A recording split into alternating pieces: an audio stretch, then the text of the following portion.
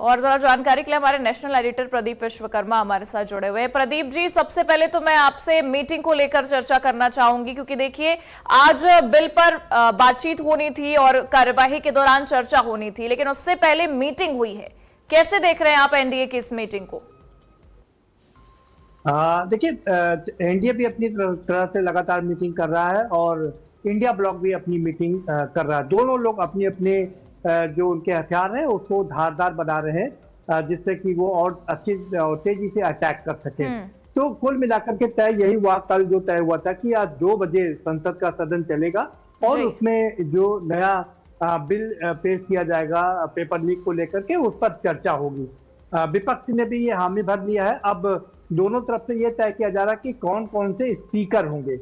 ये सबसे महत्वपूर्ण बात है, क्योंकि स्पीकर चूज करने में भी काफी चीजों का की एहतियात बरतना पड़ता है, काफी ख्याल रखना पड़ता है। तो बड़ी बात ये होगी, क्या शशि थरूर को स्पीकर के रूप में बुलाया जाएगा, क्या मनीष तिवारी इसमें स्पीकर के रूप में आएंगे, क्योंकि ये वो चेहरे हैं जिन पर आरोप ये लगते रहे कि वो भारतीय जनता पार्टी को सपोर्ट करते रहे, लेकिन स्पीकर अच्छे हैं। मनीष तिवारी बहुत अच्छे स्पीकर हैं, क्योंकि वो सूचना प्रसारण मंत्री रह चुके हैं, लेकिन उनके जो मुद्दे होते हैं वो कांग्रेस से इतर होते हैं। वो अपनी अलग अपनी ढपली अपना राग करते हैं। तो क्या उनको बोलने का मौका मिलेगा, ये देखना काफी दिलचस्प होगा।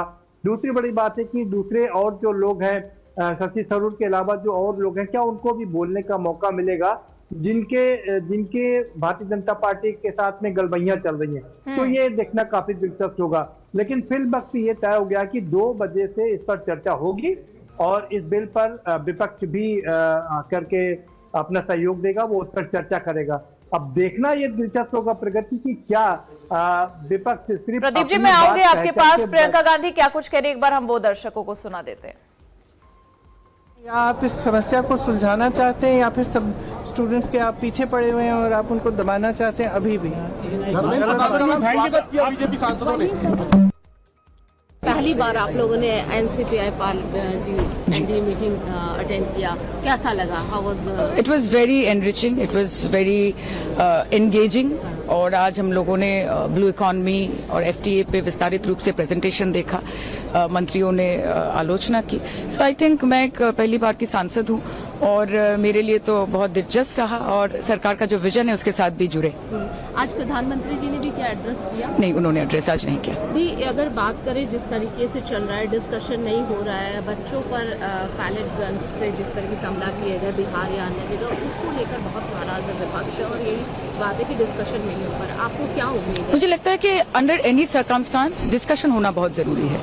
ये जो बिल आया है, भले ही सरकार का कोई विरोध करे, इस बिल का विरोध जो बच्चों के हित में है वो कभी नहीं कर सकता, लेकिन उस पर अगर आप चर्चा नहीं करेंगे, अगर उसमें से आप फीडबैक आपका नहीं मिलेगा, सजेशंस नहीं आएंगे, विस्तारित रूप से आलोचना नहीं होगी, सरकार की जो कार्य प्रणाली है उसके बारे में हम बात नहीं करेंगे।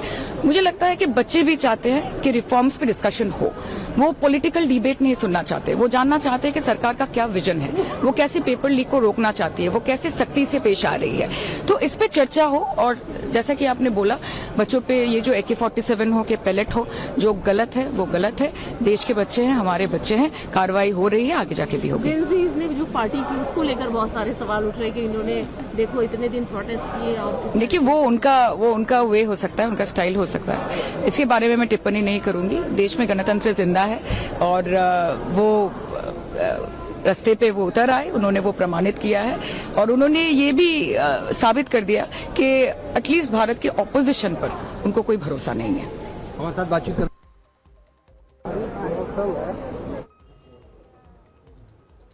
प्रदीप जी लगातार हमारे साथ बने हुए हैं। प्रदीप जी, सबसे बड़ी बात कि हमने मीटिंग को लेकर चर्चा कर ली और एक बड़ी रणनीति साफ नजर आ रही है, चाहे एनडीए की ओर से चाहे इंडिया की ओर से।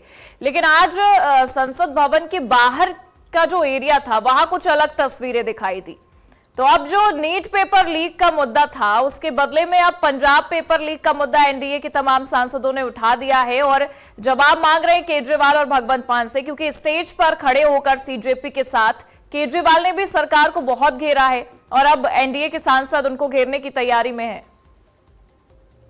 प्रगति देखो बिल्कुल ठीक है, क्योंकि पंजाब हम जैसा चर्चा भी करते रहे हैं, पंजाब में चुनाव है, उत्तर प्रदेश में चुनाव है, उत्तराखंड में चुनाव है, 9 राज्यों में चुनाव है, लेकिन 5 राज्यों में तो जनवरी फरवरी में ही चुनाव हो जाएंगे। तो ऐसे में जाहिर सी बात है कि भारतीय जनता पार्टी अब पंजाब में केजरीवाल को घेरने की कोशिश करेगी, क्योंकि सीजेपी का रिलेशन डायरेक्ट अगर कहीं देखा जाए तो वो केजरीवाल के साथ में, आम आदमी पार्टी के साथ में दिखाई देता है। तो जाहिर सी बात है कि भारतीय जनता पार्टी इस मुद्दे को जोर शोर से उठाएगी, लेकिन उसको इस बात का ख्याल रखना पड़ेगा और क्या विपक्ष ये करेगा ये भी देखना दिलचस्प होगा, क्योंकि उत्तराखंड में भी पेपर लीक हुआ है, महाराष्ट्र में भी पेपर लीक हुआ है, झारखंड में भी जो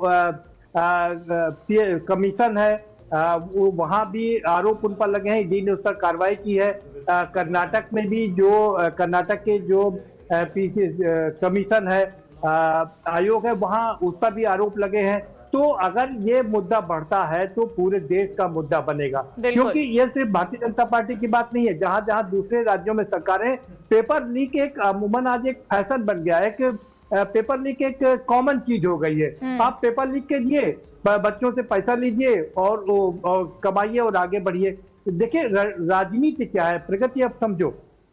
सरकारों ने अपने आप को ये बदनामी से बचाने के लिए क्या किया है ना, ये जितने भी आयोग हैं, चाहे यूपी SSST की बात करें, उत्तर प्रदेश PCS की बात करें, आयोग की बात करें, ये सब प्राइवेट हाथों में दे दिया है। अब अगर कहीं पेपर लीक होता है तो आराम से कह दिया जाता है कि भाई प्राइवेट कंपनी ने किया है और हम उस पर कार्रवाई कर रहे हैं, उसको ब्लैक लिस्टेड कर रहे हैं, वो कंपनी ब्लैक लिस्टेड कर दी जाती है।